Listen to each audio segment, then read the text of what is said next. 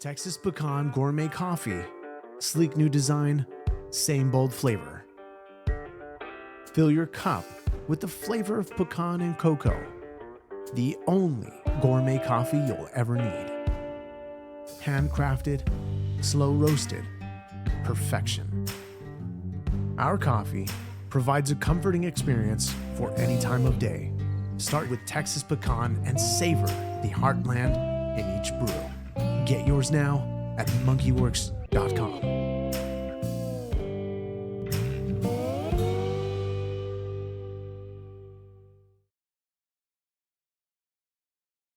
All right. Hey, welcome, folks. It's going to be your sit rep. It is 11/11/2025, and happy Veterans Day to all of those that have served, my fellow brethrens and sisters. Thank you, as always, for your service. And so today, look, we're going to be talking about something that caught my attention, and I couldn't believe what I was seeing, because I've mentioned in the past that Trump has said that this new Syrian president was a great guy. And I will tell you, that caught my attention because at the time he had a $10 million bounty on his head for being a known terrorist. And so why would he say that is beyond me. But I'm going to play a little bit of devil's advocate here. And I think I may understand why this is in play.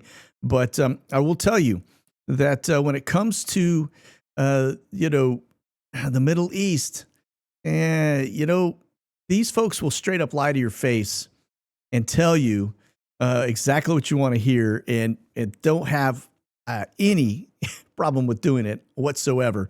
They want us dead, all right? 100%. We are the infidel, and we will always be the infidel unless you submit to Islam. And I'm not going to do that, and I know none of you will do that. So just remember that, okay? And so when we start to watch people take over New York City as mayors, we start to watch hundreds of mosques stand up just in the state of Texas alone. Do realize that this is stealth jihad, and they are here to take over. They're not here to assimilate and be a part of your world, folks. All right? So just let that sink in. Now, I'm going to tell you, this is the part that gets the rub for me. All right? Why is, one, a known terrorist now the president of Syria? Well, you kind of get that Syria is a failed state. But two, why is President Trump entertaining this guy in the White House, right? I just can't get my head around. I'm going to try to make some sense of it, and we'll get into all of that. So without further ado, let me go ahead and take us over. Again, it's Veterans Day. It's very light out, so we'll start off over in Europe. You'll notice as we get into the Q4 drone activity that this is a flight we actually have traced going all the way up. This is Russia here, right? And then it tracks all the way down, beside Russia, looking into Russia clearly. But then you also have it, near Damascus, which is right here. And that is because the threat, Damascus is part, or they may as well be Russia. They really are as part of Russia. Just in terms of their beliefs and everything else, right? They work very closely with Putin, et cetera. So, in fact, Russia has their own nukes parked in Belarus. Now, again, pretty active and busy over Europe. We get over to the U.S., and you'll note it's very light. It's only about 60 aircraft up, and I've stripped out about 30 trainers. You can still see the high flyers, right? But the ISR activity is just kind of split right up the middle here across the U.S. And then, of course, I did catch a German military aircraft flying out. Looks like it was down here in Bolivia, right? Came out and went up here around this side. This is, you've got Venezuela here and Caracas, et cetera. So they didn't land or anything. Those traces just kind of dropped down for a minute. Just some random spikes, but looks to be headed back over to Germany. So, okay. Now, let's go ahead and start peeling back. I want to show you some of the news when it comes to who we're dealing with and what is going on over there, okay? First and foremost, when you start to deal with Syria, you have to understand that Damascus is the oldest continually inhabited city on the planet, all right? They say that Damascus is has been inhabited for over 4,000 years. You can find reference to it all the way back in Genesis 14. And so, yeah, it is biblical in nature. In fact, if you know anything about Paul on the road to Damascus, that is when Saul became Paul. Okay, but it is just north of Israel. In fact, I think it's about 39 kilometers or so to get into Syria and into Damascus from Israel. So it's very close in terms of being a neighbor. Now, remember too, if we talk about, and since we're right here talking about Bible stuff, just for a quick minute, you drop down, talk about Isaiah and what happens to Damascus, right? Isaiah 17 basically tells us that Damascus will be no more, that it will be a ruinous heap, that we will wake up one day and it is gone. So remember that as we start to talk around all of the things, the movements, et cetera, because folks, whether you want to believe it or not, this is biblical in nature when it comes to what is at play right now, right? Now, I'm also going to show you, we'll talk about the intel flights, the drones, we'll talk about C-17s as well as air refuelers, just so you can get kind of a feel of the movements that are taking shape right now into the Middle East. I still think it is highly destabilized, and it always has been. But I'm going to show you the amount of C-17 traffic over the last 5 days into the Middle East tells me that there's something more at play, and I'm guessing it's probably Iran, to be quite frank with you. Okay, so all right, now let's get into this guy. All right, because this is where it starts to get interesting. Now, to understand a little bit of background of who we are dealing with here. He was born Ahmed Hussein al-Shara, okay, 1982. He was born in Riyadh, Saudi Arabia, and his Syrian exiled father worked there. All right, his family returned to Syria around 1989, settling near Damascus, and then he reportedly traveled to Iraq circa 2003 to join the Islamist insurgency against U.S. occupation, aligned with Al-Qaeda in Iraq, right? The very guy that we see shaking hands with Trump yesterday in the White House is tied to Al-Qaeda. All right. You let that sink in for a minute, folks. That's not good. All right. Now let's go on here. His career into evolution. All right. In Iraq, he was captured by U.S. forces in 2006. Remember, he arrived there in 2003. So for 3 years, he was fighting against our troops. Okay. And he was held after captured in 2006 for several years. By 2011, 2012, he was tasked by Al-Qaeda's leadership to establish a presence in Syria. He became the leader of this al-Nusra. You know what? It's just, like I said, I don't know how to speak English. I just memorize words. Okay. All right. Which is an Al-Qaeda affiliate inside Syria. In April 2013, when the Islamic State of Iraq and the Levant, remember that ISIL, is what that stood for. Remember, they were referred to as ISIS. They were stood up by, we already know, No Name McCain and our agency boys. But remember, too, the first time we ever heard it called ISIL was by Barack Hussein Obama. All right. And the reason for that, when he said the ISIL aspect, Levant is predates the state of Israel. Okay. That is basically the goal and why they are referred to as ISIL and not ISIS. Okay.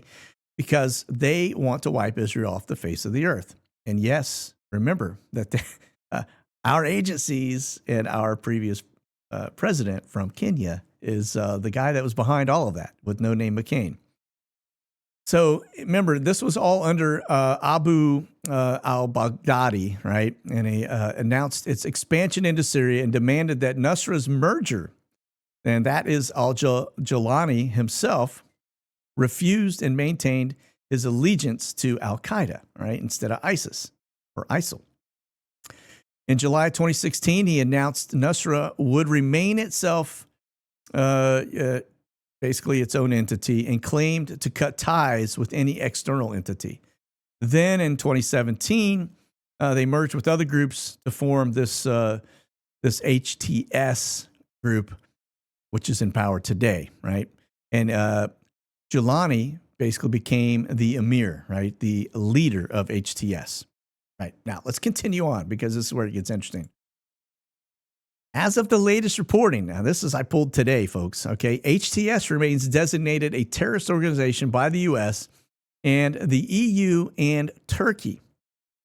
Right, with the evolving war and recent rebel successes in places like Aleppo, which is north of Damascus, and all of the big shifts that have happened, he has gained new prominence. Right, and some sources list his name under sanctions via the UN.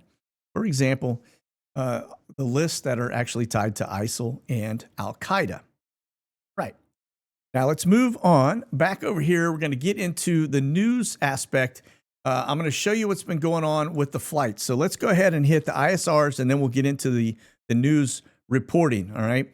Now, notice here over the United States, the reason this is important is because they are obviously looking for things here domestically, right? I see a broken trace that heads northbound that may go all the way up to Alaska.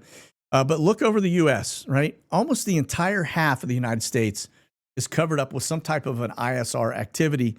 And then you can see some of the man in the middle, which is signal intelligence over Georgia, right? And then the normal spots, we see them go around Kaliningrad.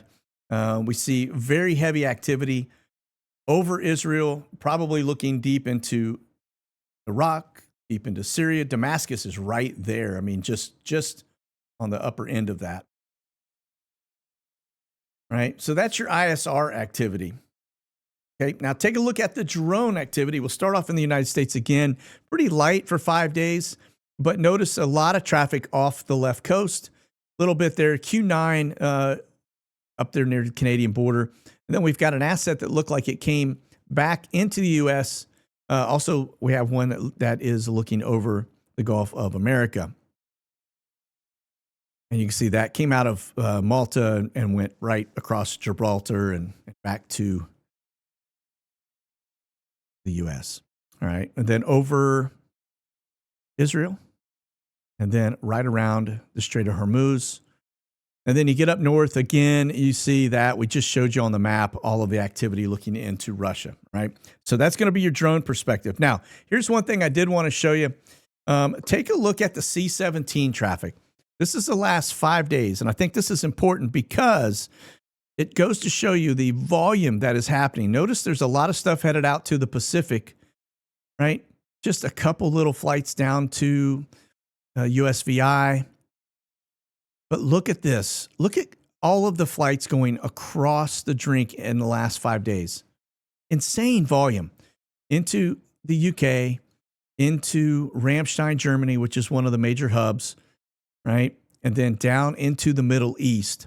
And they're stacking up. Notice all the volume that is going into UAE, Qatar, Saudi, Bahrain.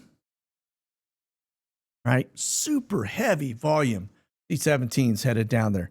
Right? Now, I'm going to show you in a little bit a story of the news as to why I think that is. Now, look at the air refuelers. Right? You'll notice same spot as the ISR stuff that was going on off the West Coast. So what is happening off the West Coast that we'd have more than likely fighter activity? And then also over the Gulf of America. All right? We had drone activity over that. So obviously something is afoot, right? That's why you put them up there.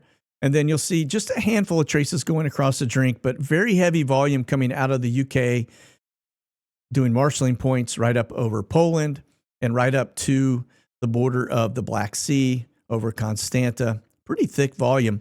And then you'll see some broken traces that go into the Middle East. I see some stuff going into Kuwait.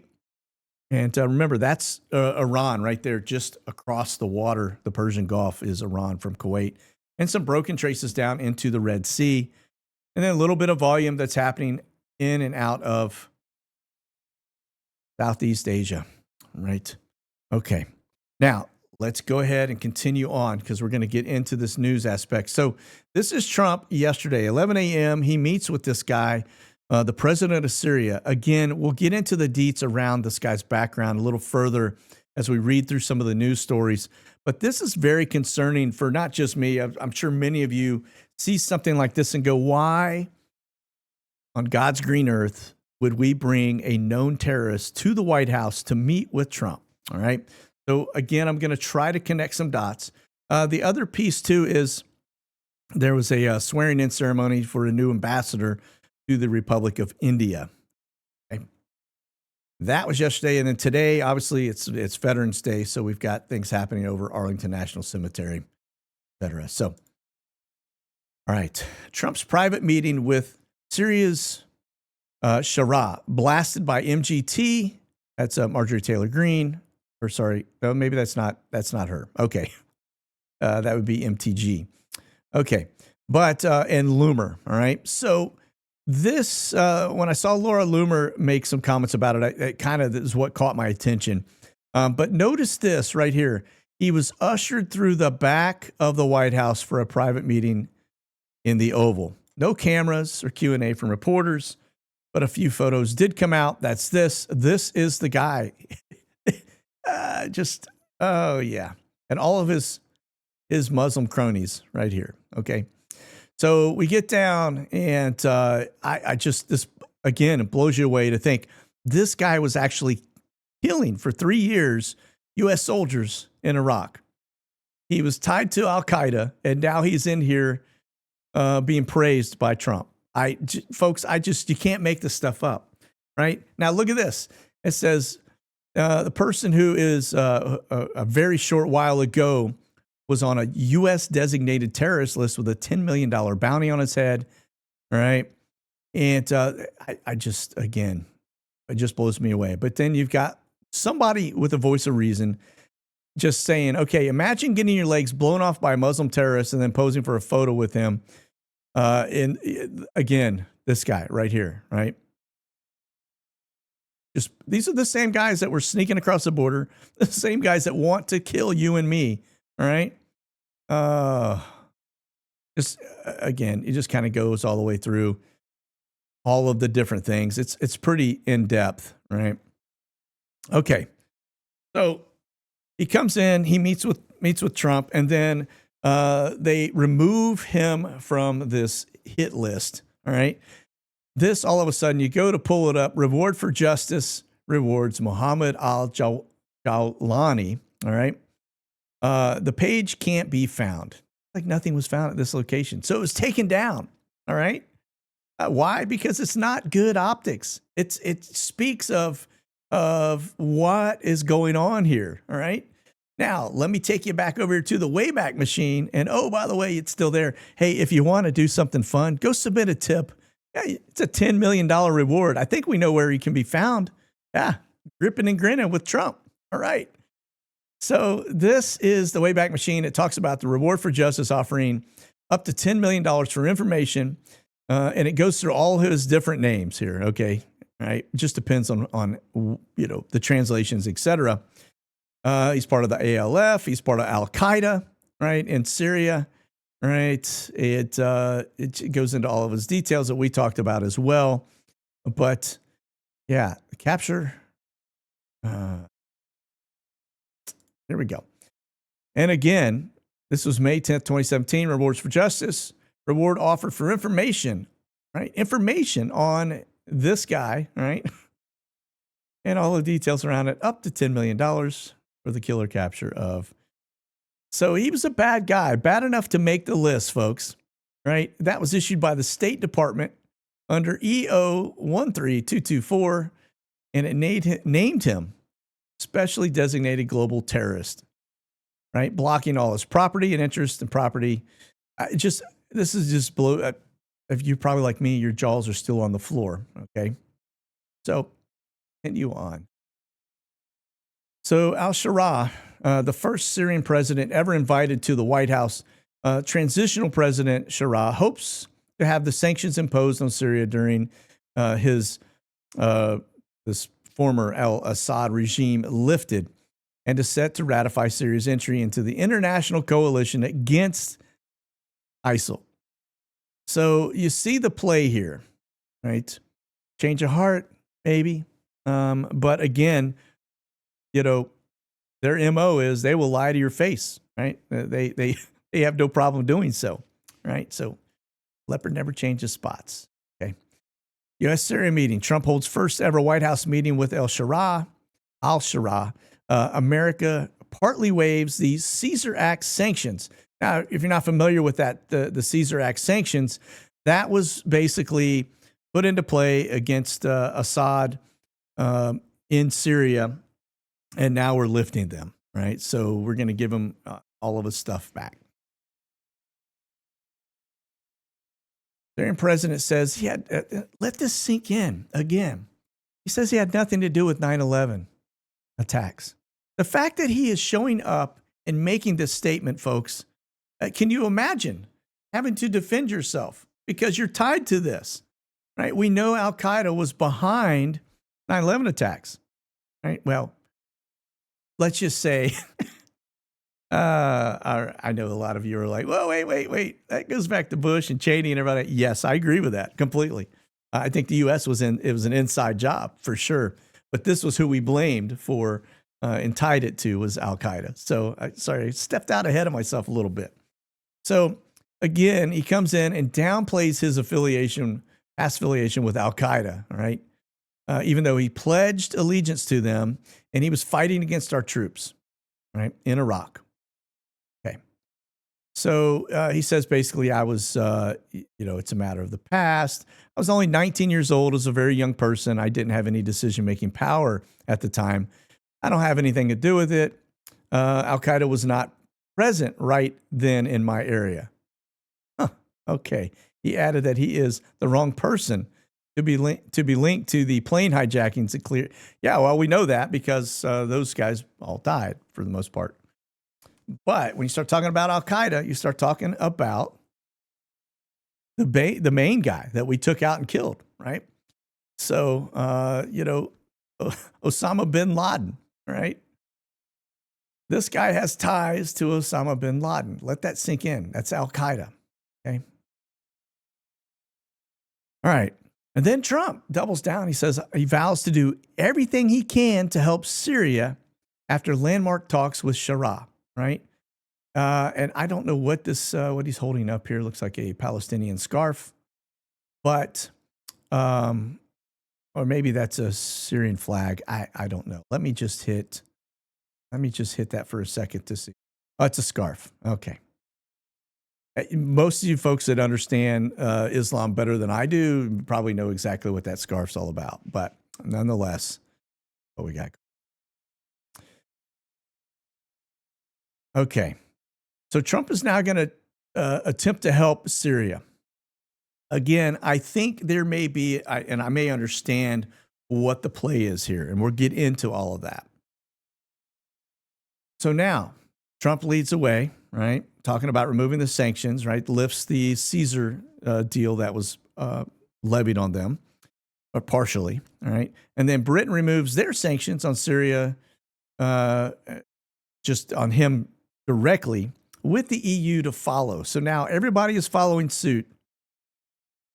Let me kind of back into this a little bit. I want to explain something. If you haven't done so and seen some of my previous stuff when it comes to Hezbollah and Iran being tied into Damascus, okay? So you can see my mouse moving right here. This is Damascus. Now, this map is about probably a year old, and I would imagine it is upped, not down. It's probably more, not less, okay? And mind you, I'm going to show you a news article here in just a second that basically Trump is talking about parking U.S. troops inside Damascus. Now, note the flag colors here. This green and yellow color, that's Hezbollah, all right? And again, this is, you start getting right here. You're talking about Iran, right? And so this is Golan Heights, I believe, right here. And it's a point of contention, right? But these are Iranian flags. So I think that's the IRG that's in there. And then you've got the Russian flags. Now, Russia has said they're pulling out of the region, but that still leaves Iran and Hezbollah right at the doorstep of Israel. Okay. So when you start talking about Isaiah 17, think about this. Iran, who wants to get their hands on nukes, Pakistan has said that they would give them a nuke or nukes. Okay. now all of a sudden you realize that, look, they're right on the doorstep here. So why would you want to make friends with a guy that basically knows all of these folks? Well, because if you want peace in the Middle East, the only way to do so is to eradicate the Iranians and the Hezbollah terrorist proxies to Israel's north. And so that's why you would put U.S. troops right here. Right now, I did see something where, Trump came out and said, it's a misquote. I never said I was going to put troops in there, but we'll go over here and just kind of read it for ourselves. All right. So Syria is set to join the international coalition against ISIS after months of confidence building, intelligence sharing, and tests from and at least 6 joint raids with U.S. forces. The relationship is centered around Syrian Ministry of Interior, and General Intelligence Directorate. All right, not the Ministry of Defense. Now, let me kind of zoom in here a little further. And U.S. military is preparing to establish a presence at an airbase in Damascus to support the Washington brokered security pact between Syria and Israel. Right, that's from sources telling Reuters. All right, and so that pay attention to, okay, because that confirms exactly, even though Trump denied it, it confirms that there is a plan in play to put U.S. boots on the ground in Damascus. Right. All right. Now, Trump, after meeting the Syrian president, al-Shara, says he's a very strong leader. He comes from a very difficult place, and he's a tough person. I like him. All right. I get along well with him. We'll do everything we can to make Syria successful. All right. But at the same time, Turkey ain't having any of it. Right. Okay. Now let's continue on because we got some other things to cover here.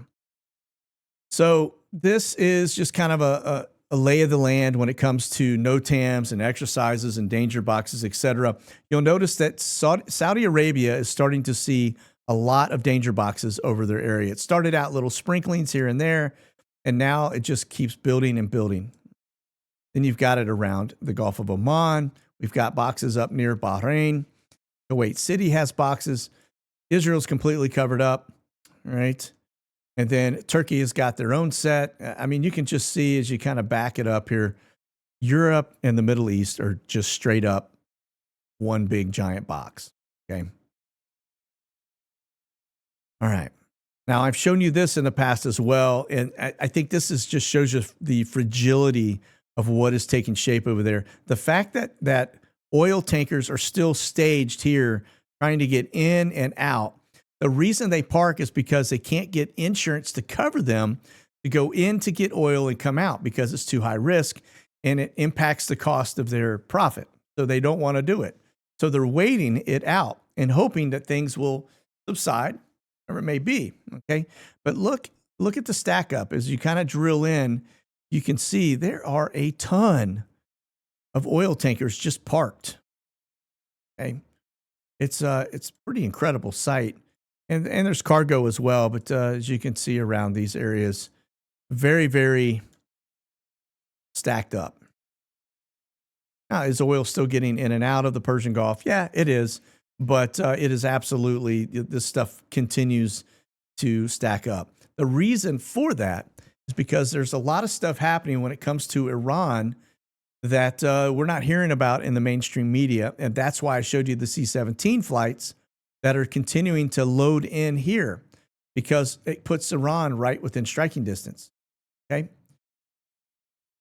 All right. Now, remember that there was the 12-day war that took shape that was dubbed between Israel with the U.S. and Iran, far from being over. So remember, we were talking about when all of that started happening, Jeremiah 49, right? It talks about the basically breaking the bow of Elam. It really just says you're going to have a regime change, and then you'll see a change of heart happen within Iran. Now, the interesting piece to all of that is when it comes to that portion of Iran, it's a southern portion that actually gets pretty much wiped out, which is just on the other side of the Persian Gulf from where we're stacking up assets. But take a look at this. We may have to evacuate Tehran. This is coming from the Iranian president because they have a water crisis. That is because there is a massive dam that's stopping the flow of all of this. So pay attention to that because this becomes very interesting, becomes biblical in nature. And if you look at all the waterways that come across the Middle East, and you talk about what happens when you get into Armageddon, et cetera, this all becomes into play. Now, I won't go into the details around that right now. I think Ezekiel 38 is probably near horizon, or at least the stage is being set for that. I think Jeremiah 49 has already kind of started, and we'll see a continuation of that. And then, of course, Isaiah 17, which I just talked about all of that when it comes to Damascus, right?